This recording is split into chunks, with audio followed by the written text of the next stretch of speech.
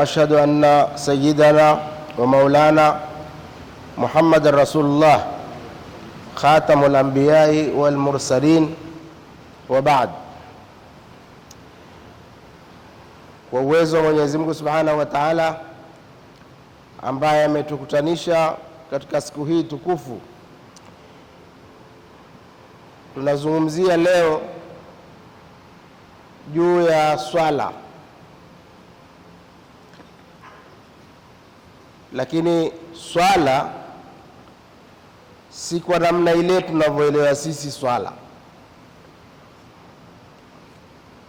Swala kwa undani zaidi ina nini na ni kitu gani?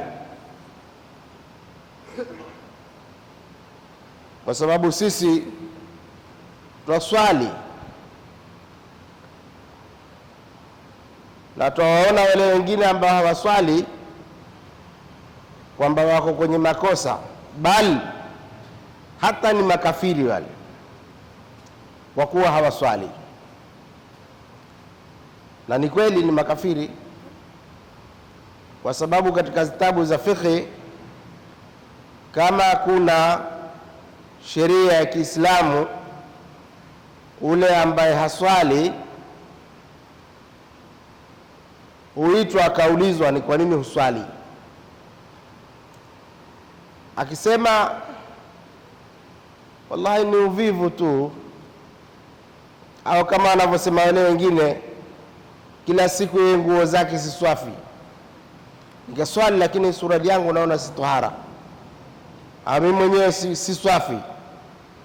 Ambapo mwanamume hanajisiki, mwanamume haingii kwenye haidhi wala nifasi, lakini yeye kila siku akwambia siko tahara, lakini hajaipinga ile swala. Basi katika sheria mtu namna hiyo na akawaendelea kutoswali, sawa ni kuuawa, ukatwa kitwa, alafu azikwe kwenye makaburi ya Waislamu. Ama mtu anayeambiwa kuswali akasema kaswalini nyinyi mungie peponi, mimi niwateni hapa hapa, au ukienda peponi usilishike mkono, nenda peke yako.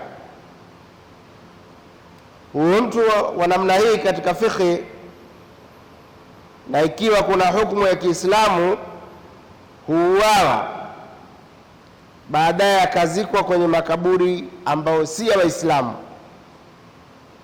makaburi ya makafiri, au mahali ambapo hakuna makaburi ya Waislamu.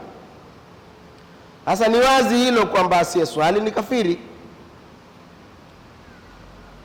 Na madrasa, mtoto akisomeshwa fasulu ya kwanza, usomeshwa as-salatu wajibatun ala kulli muslimin, swala ni lazima juu ya kila Muislamu.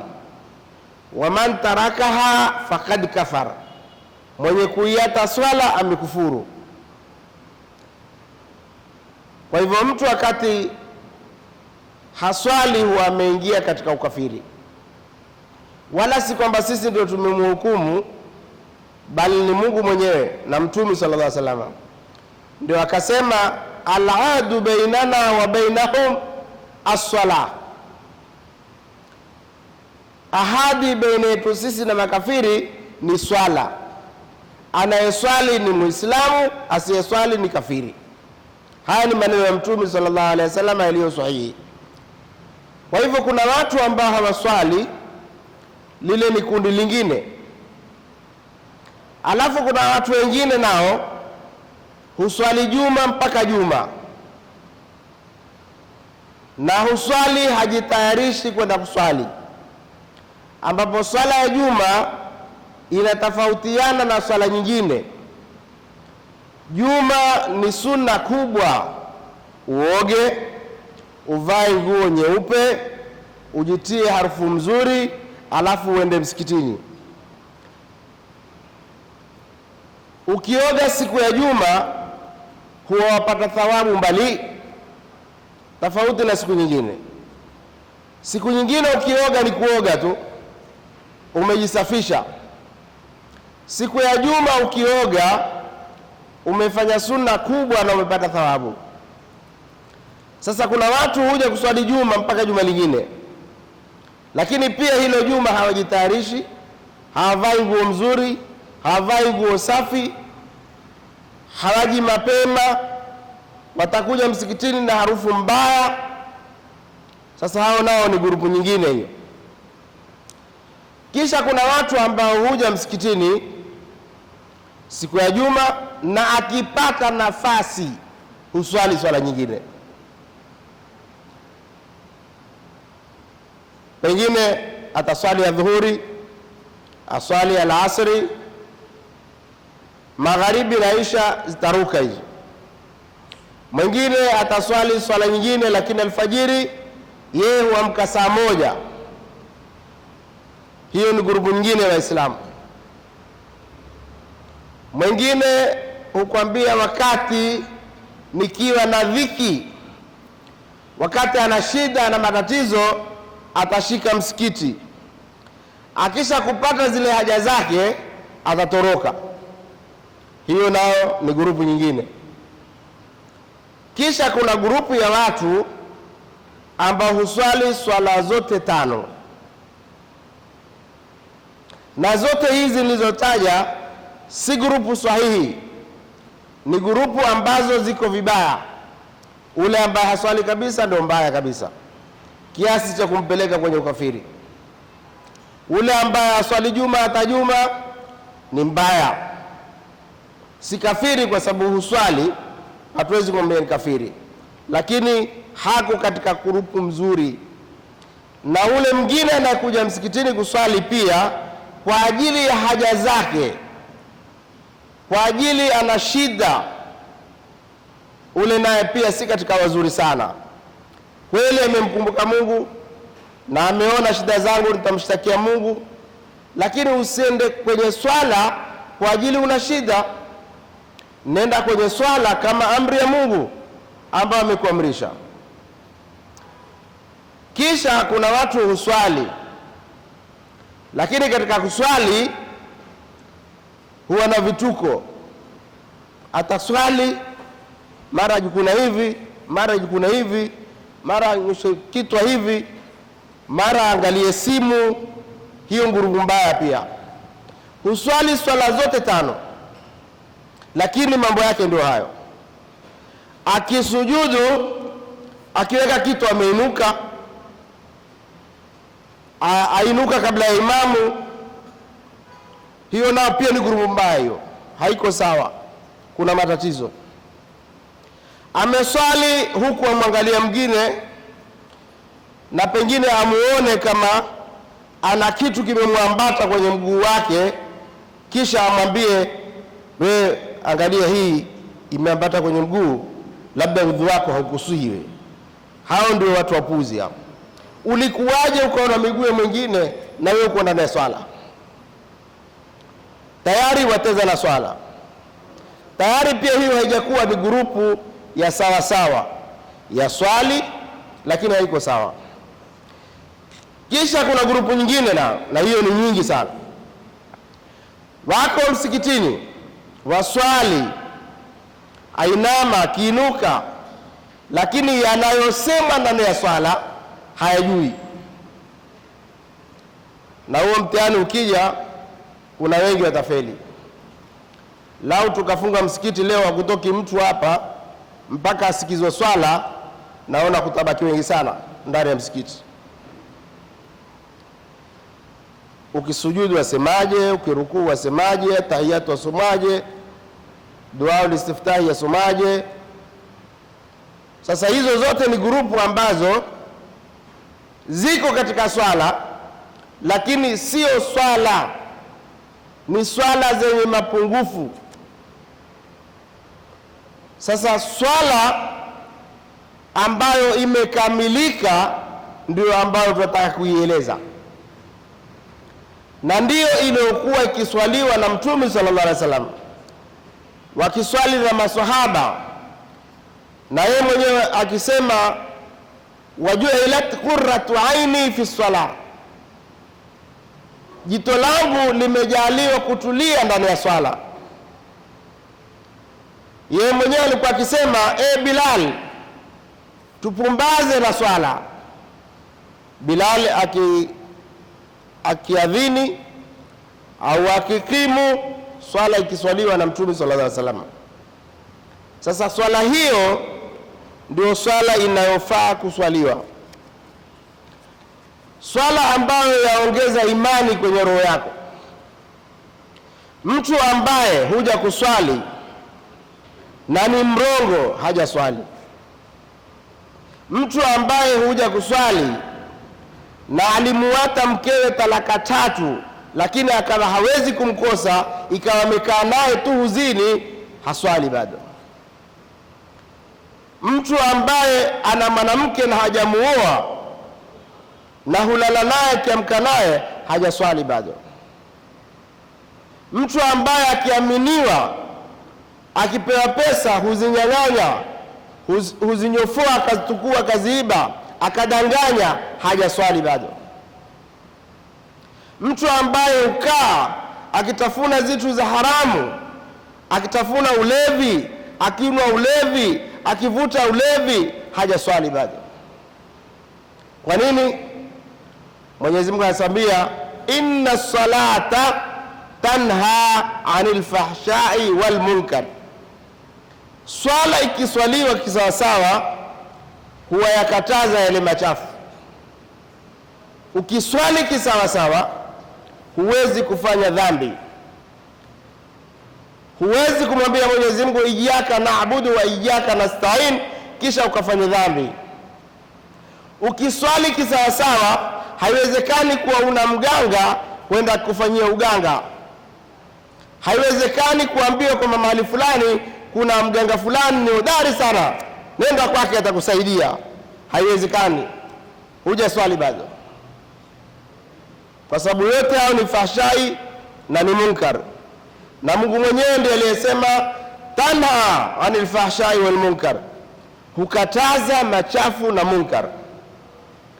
Kuna kisa kimoja chatolewa. Kuna bwana mmoja alikuwa amtaka mwanamke,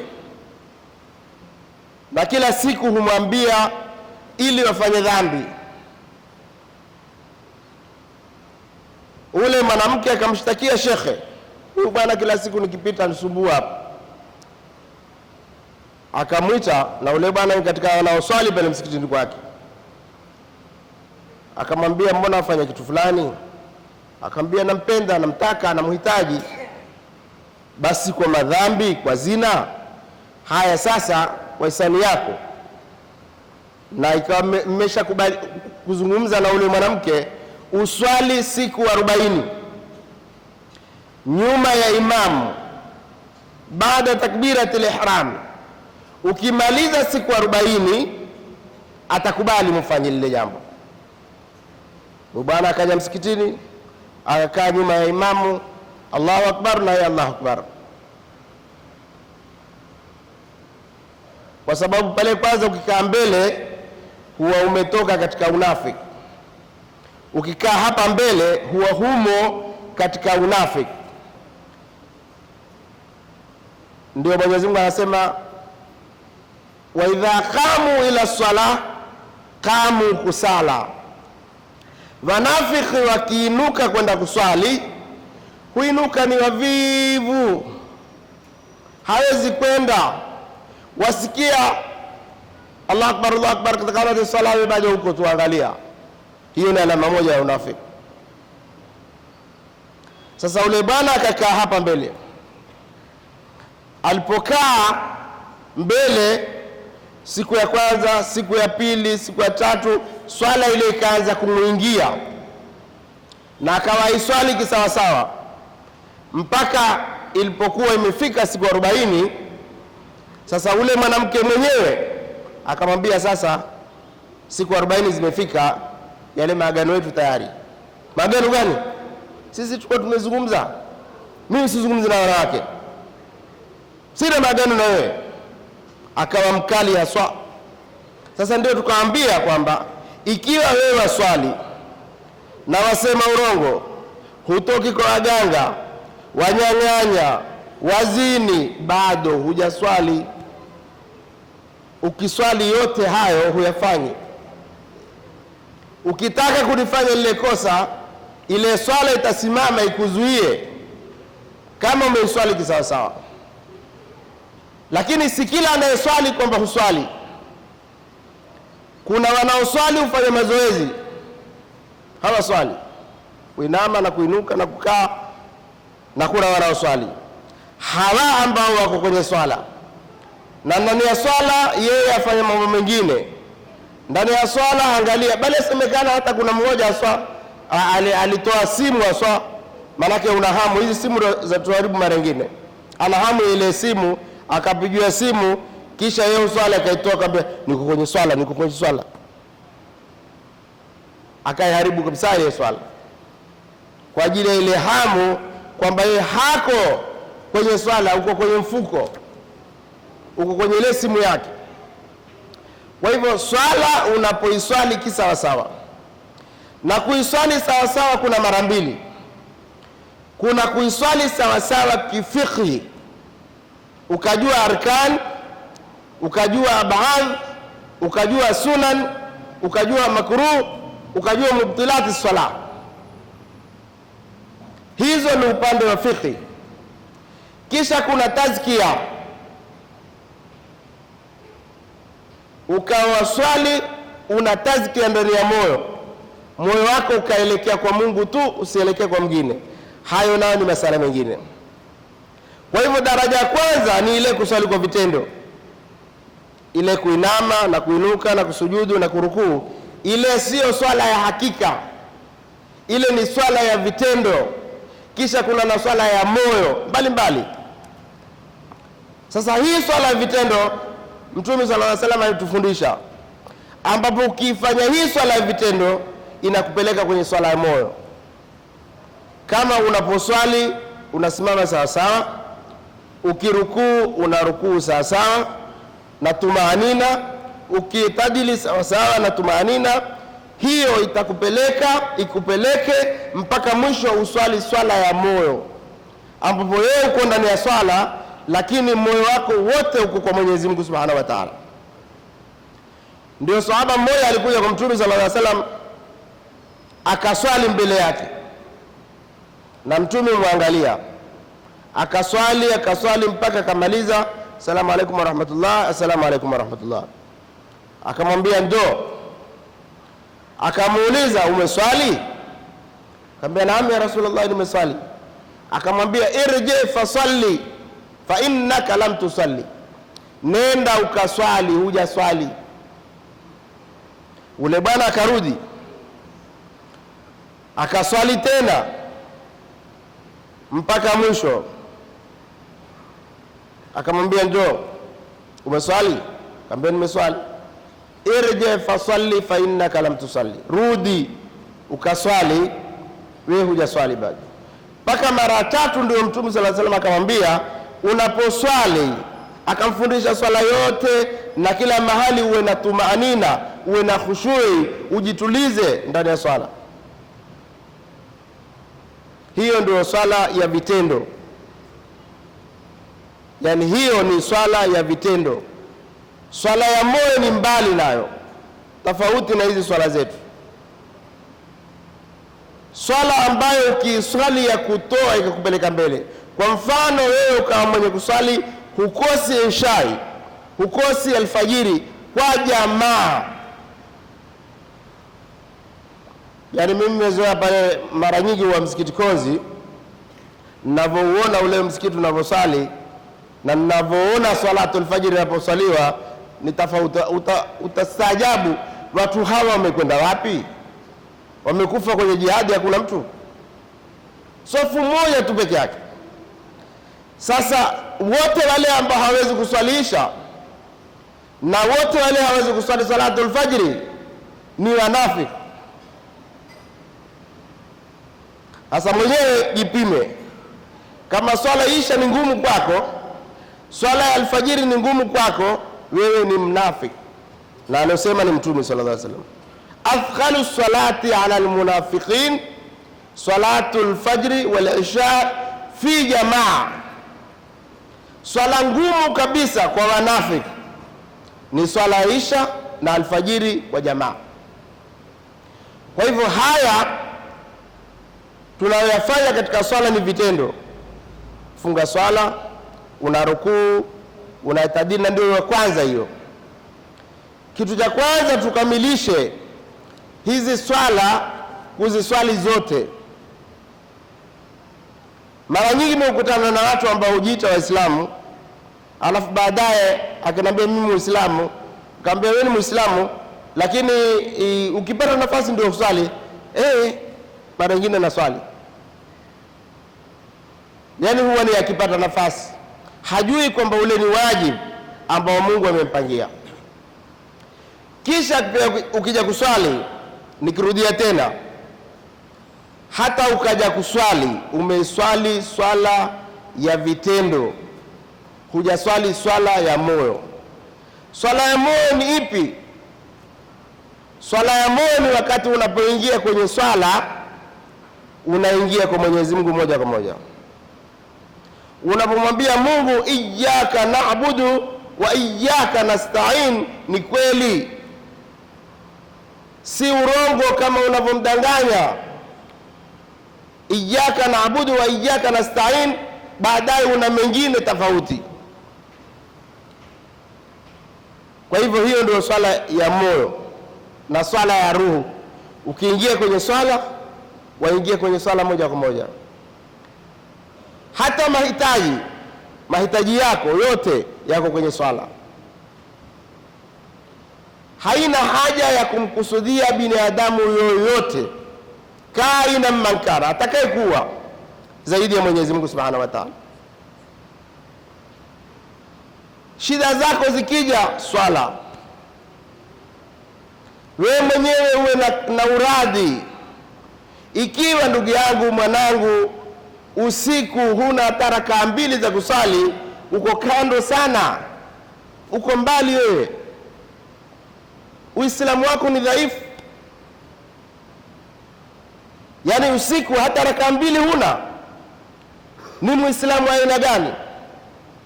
Haya, shida kubwa ni kwamba hizi pia za faradhi huwezi kuzitimiza. Kulingana na hadithi Qudsi yasema, mja wangu jambo kubwa ninalolitaka kwake afanye yale nilomfaradhia. Kwanza utimize zile faradhi, uswali swala 5, kisha baadaye uongeze sunna. Wala yazalu yatakarrabu ilayya bin nawafil, hata mja wangu akaribia kwangu kwa kufanya mambo ya sunna, sadaka ya sunna, swala za sunna, mpaka mwisho utakwenda kwa Mwenyezi Mungu moja kwa moja na itakuwa ushafika. Na swala nayo ukiswali mpaka uhakikishe umefika kwa Mungu. Kama ni swala ya hapa huja swali, itakuwa ni swala hafifu. Kama nilivyoambia, ziko kwa daraja hii. Sasa ni swala ya mwili ya kuinama na kuinuka. Swala ya moyo na roho ni kwamba ukiingia ndani ya swala wewe umeelekea moja kwa moja.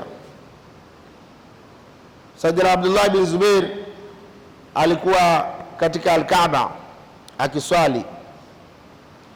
Hajjaj bin Yusuf akaipiga zita Maka, akawahuteremsha mabomu ya shewe yale, akipiga yeye amesimama uswali, mpaka kaja watu wakamshika kumtoa, ondoka hapa, kuna hatari, kuna moto huo. Akaambia, mimi moto wa Mungu umenishughulisha zaidi, moto huo duniani siuoni.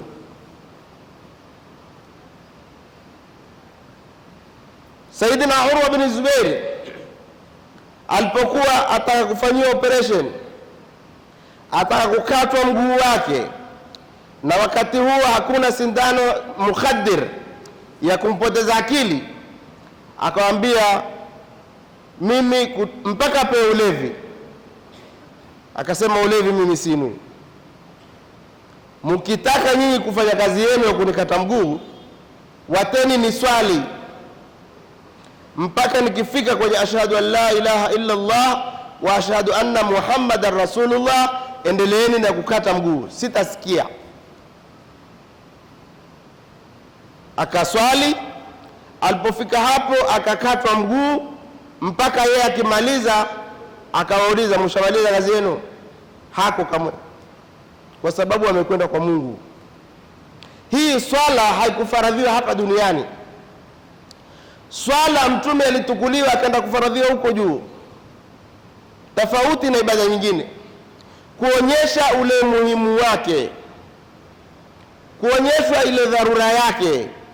Sasa haitafaa mtu aingie ndani ya swala na matezo, na pengine mara nyingine mtu atuswali, wamekuja watoto wamefanya fujo, aswali mpaka akimaliza amejua ni mtoto fulani amefanya fujo, aondoka aenda kumpiga. Wewe uliona vipi mtoto fulani alifanya fujo na ile hali waswali? Na mtu akiswali wameingia kwa Mungu. Wakati unapokuwa na dhiki na matatizo na shida, swali rak'atayn salati alhaja, muombe Mwenyezi Mungu Subhanahu wa Ta'ala. Ule bwana mmoja wakati wa nyuma wa masahaba alivamiwa na majambazi, wakataka kumuua. Walipotaka kumuua, ule akawaambia, tafadhalini niateni, mutakacho nitawapa, lakini roho yangu niatieni. Akamwambia, la, lazima tukuue uondoke, haja yetu ni roho yako. Akamwambia, basi sawa, niwateni ni swali rakaa 2 kisha mufanye kazi yenu. Akamwambia, hilo sahali, fanya. Ule bwana akainuka akaswali, baadaye akaomba dua ndani ya swala, ya wadud ya wadud ya dhal arshi almajid ya fa'alun lima yurid. Akamuomba Mwenyezi Mungu. Baadaye alipomaliza swala, assalamu alaikum wa rahmatullah, kukatokea watu jangwani na mtu amepanda farasi, amejifunga ninja na upanga, akaja mpaka pale, akaja akamaliza wale majambazi. Baada ya kuwamaliza, ule farisi ule aliyepanda farasi akaondoka kwenda zake. Akamwambia, usiondoke, ngoja. Utaondoka namna gani? Wewe kazi kubwa ile unifanyia, wewe ni mtu gani?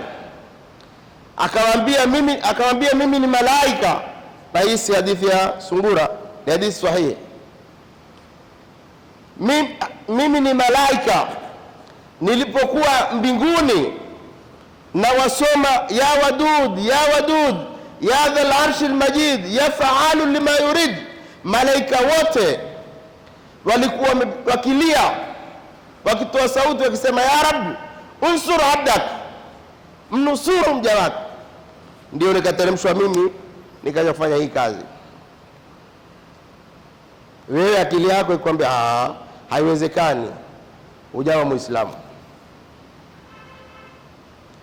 Sasa unapoingia kwenye swala, unapopata shida, swali rak'atayn, muombe Mwenyezi Mungu haja yako, na ukiwa na hakika atakupa. Ama unaposwali baadaye, kuna watu hutujia wakatuambia, wallahi ustadhi, mimi nishaswali swala zote hizi, dua zote nimezimaliza, hizo hasbunallah mara 1444 nimezileta zote, la ilaha illa anta subhanaka mara 1000 ngapi nimezileta zote. Sasa huyu amjaribu Mungu, na Mungu hataki kujaribiwa. Mtume asema, ud'u Allah wa antum mukhinuna bil ijaba, muombeni Mwenyezi Mungu mkiwa na hakika mtapata. Lakini unapomuomba Mwenyezi Mungu kumjaribu, unapomuomba Mwenyezi Mungu, yatakuwa kama hayakuwa ule mganga wangu kule Likoni huko, utakwenda kwake, huwezi kupata kitu mpaka uelekee kwa Mwenyezi Mungu moja kwa moja, kwa sababu yeye ni mtu ambaye hataki ushirika wa mambo yake anayoyafanya afanya yeye mwenyewe. Kwa hivyo ndugu zangu, hii swala ni kama nilivyowaambia, kuna watu hawaswali ni makafiri, kuna watu waswali juma mpaka juma, hao si makafiri, lakini wako ukingoni wa ukafiri. Kuna watu wanaswali swala 5 lakini 2 waswali, 1 haswali. Si ajabu hapa kuna wengine leo hajaswali alfajiri hapa. Sasa hawa wako hivi ala harfi jahannam, wako katika ukingo wa jahannam, kwa sababu wanafanya mambo ya makosa ya kutotimiza wajibu wao. Kisha kuna watu waswali pia si swala, waswali na huku watazana simu, waswali na huku watengeza nguo, waswali na huku waweka miani sawasawa, waswali na huku kwenye mawazo yake. Na mara nyingi watu huswali kisha baadaye ambao mmekuja katika swala na mmechelewa, ukamwangalia mwenzako, sijui ni rakaa ngapi, lakini huyu jirani yangu tulikuja pamoja huko, kwa hivyo yeye akiinuka na mimi nitainuka. Sasa hiyo si swala hiyo, wala Mungu hana haja na swala hiyo. Sema tu Mungu ataweza kusamehe kwa kuwa umetangamana na watu wema. Mwenyezi Mungu atakabalia amali zetu, atujalie muqimina salah, aturuzuku fi dunya hasana wa fil akhirati hasanatan wa qina adhaban nar. Wa sallallahu ala sayyidina Muhammad wa ala alihi wa sahbihi sallam, walhamdulillahi rabbil alamin. ربنا انفعنا بما علمتنا، رب علمنا الذي ينفعنا، رب فقهنا وفقه أهلنا وقرابات لنا في ديننا.